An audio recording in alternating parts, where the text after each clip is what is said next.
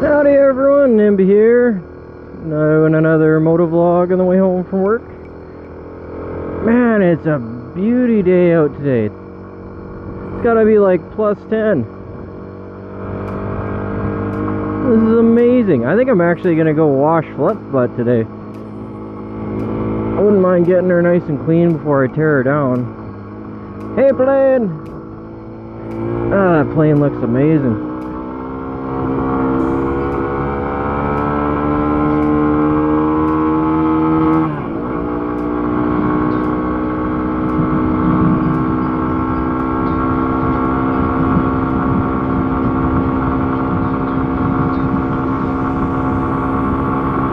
The riding season has been so stretched out this year. I really haven't done any of the winter maintenance that I normally do to my bikes because it's not really winter yet.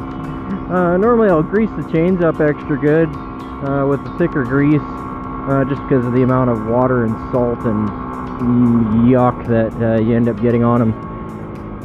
They turn into like furry rusted chains pretty quick, kind of regardless of what you put on them. You got to be a lot more diligent with the chain maintenance for sure.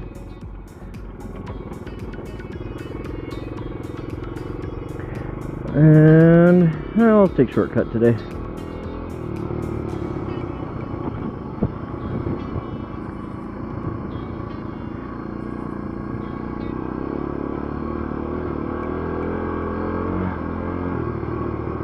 Another thing that you should do is either change, check, or repack your bearings. Now, a lot of people really don't repack bearings anymore. I repack the bearings and fluff butt instead of replacing them.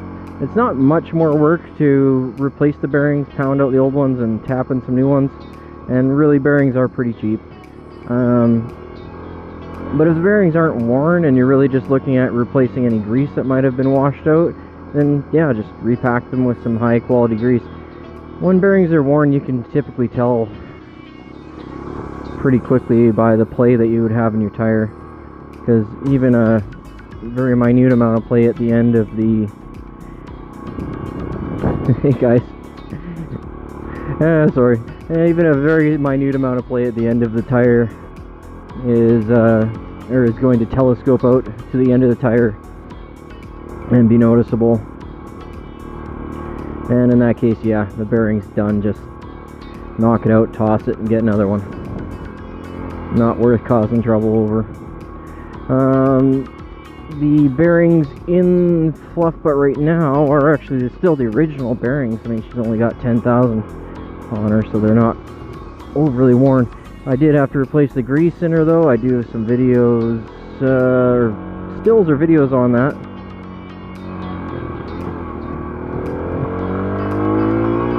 Because the grease in the bearings was more of a shoe polish mixture than anything resembling grease. But that's what happens after 30 plus years of, you know, sitting there doing their thing. So because of that, there was some wear in the bearings, like more than the mileage would indicate. Because it was still being used. And although it was being maintained, you know, they're counting on that 30-year-old grease to do its job. Which, yeah, it's not going to. So, I cleaned out the bearings, repacked them, and with a really good, thick, waterproof, high-temp grease. Don't need high-temp for bearings, but that's what I had handy, and that's what got put in her.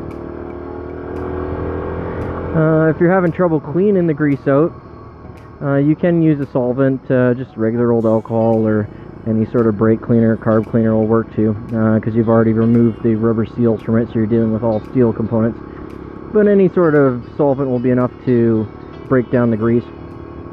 If you're working in a blind reset, where the bearing gets pushed into a blind reset and you don't have access to the back side of the bearing, which was the case in the hub bearing for the back sprocket, what you can do is actually just stick a rag on the end of your electric drill and just run the bearing, and it will pull the old grease up to the front where you can wipe it out, and just add some solvent to that and just continually do that until all the grease has been removed, or as much of it as you can get out. which should be like a good 90+% of it, and then pack her full of good grease, and the good grease will then melt down any packed in old grease that's in the back of the casing, and yeah, you'll be good to go again for a bit. And blind bearings can be a little bit more of a pain in the butt to remove, since there is no backside to simply just tap them out. So in a lot of cases it may be easier to just repack said blind bearing than to replace it, especially if there isn't any wear characteristics. But don't cheap out on them. If they do need to be replaced, there are ways to replace blind bearings. I might even do a little video on that when I replace the rear sprocket bearing, which will probably be during this teardown. May as well just get her all done. One cool trick is to stuff them full of grease and rags, or chunks of rags, and just tap it down, and basically the grease and the rags will force the bearing out of the blind hole.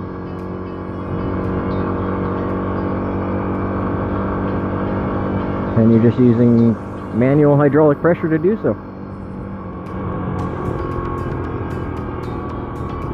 And you do need to obviously use the rags, because if you use just straight grease, it would just push through between the bearings. What else do I do for winterization? Fuel additives, I run those all year, but I'm a little more diligent with them in the winter months. I also run premium gas instead of regular, again just due to the extra additives that the pumps put in, and also the lack of, hopeful lack of ethanol, though there's no guarantee on that in Canada. By law they are required to put a certain amount of ethanol in, which I think is bollocks. Anyway, I'm home now, guys, so maybe I'll do a winter on winterizing. If I ever actually winterize this thing, I generally just keep driving it. It's the easiest way to winterize a bike. Okay, have a good one, guys. Find something awesome about your day and share it with someone. Like bike winterizing. It can actually be pretty good. I mean, it gives you a chance to give your bike a good once-over and find or deal with all those things that you haven't been dealing with while you've been having riding it. Anyway, thanks guys. Thanks kindly. Have a good night.